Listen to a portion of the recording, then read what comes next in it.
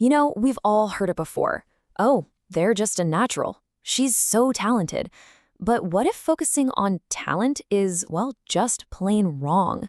Today, we're diving deep into Angela Duckworth's amazing book, Grit, and its truly radical idea about what actually drives success.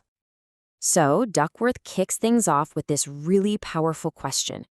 What if our obsession with talent is actually a massive distraction?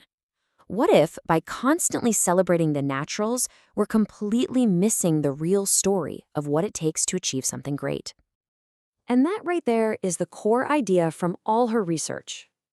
Duckworth found that we have this hidden bias in our culture, this unconscious preference for talent over just good old-fashioned effort. So what's the big deal?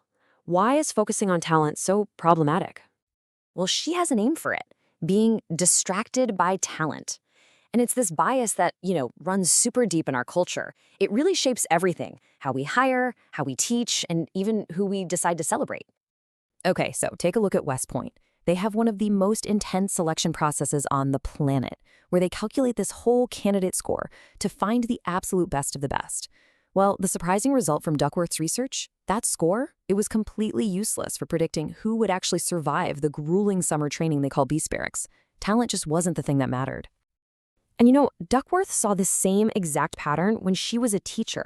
Her most brilliant students, the ones who got it right away, they weren't always the highest achievers. So often it was the kids who struggled but just refused to give up who ended up excelling.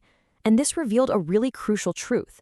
Your natural aptitude and what you actually achieve are two very, very different things. And this is where it gets dangerous. By being so fixated on talent, we completely overlook the qualities that actually get results. We celebrate the shiny finished trophy, but we miss the messy, difficult, and frankly ugly process it took to win it.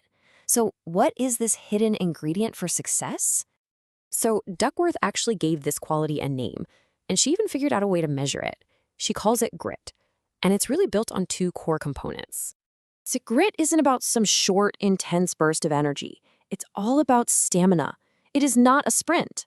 It's the combination of having passion and then persevering through these really long-term goals that might take years or heck, even decades to achieve. Like she says, it's a marathon, not a sprint. So you can basically break it down into two key parts. First, you've got passion, which acts like your compass. It's what she calls your ultimate concern, the thing you care about deeply, in this really steady, loyal way. And then you have perseverance, which is your stamina, that resilience and work ethic to just keep putting one foot in front of the other, day in and day out, even when it's really, really hard. Okay, but this is where it gets really game-changing.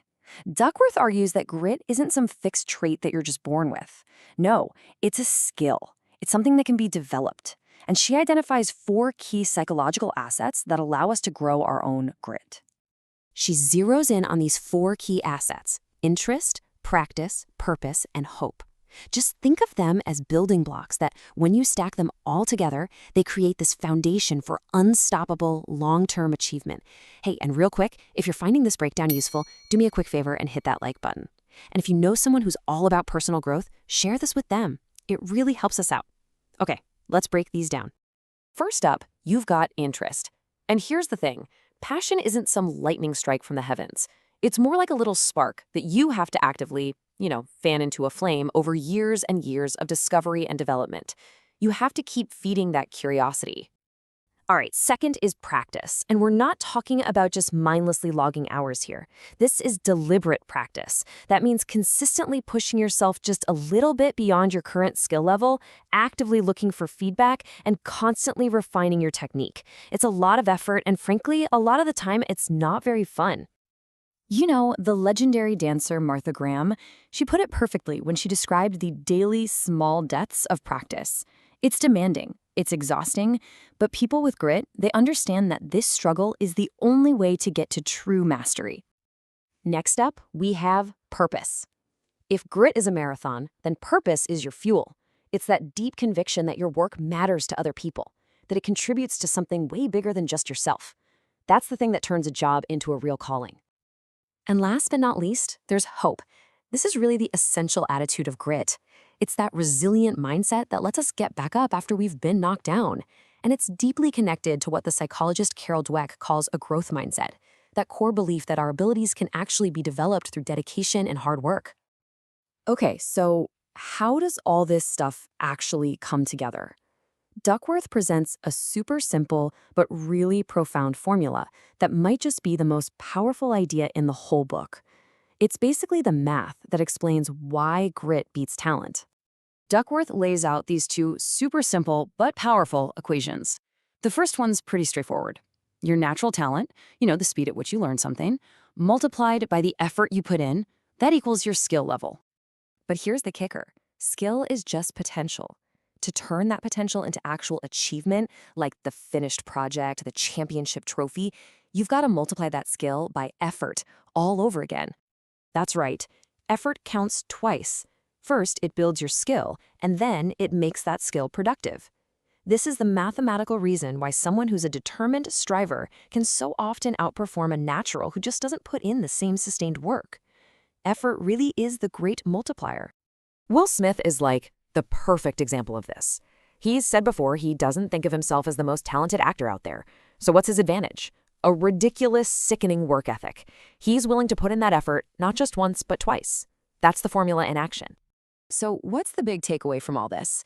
It's that talent is not your destiny. Effort is.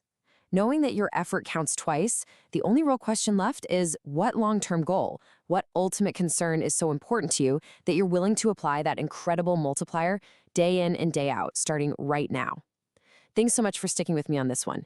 If you want to keep diving into big ideas like this, make sure to subscribe to the channel. And seriously, if any of this resonated with you, you have to read the book. We've dropped a link in the description for you. Go check it out. Until next time, take care.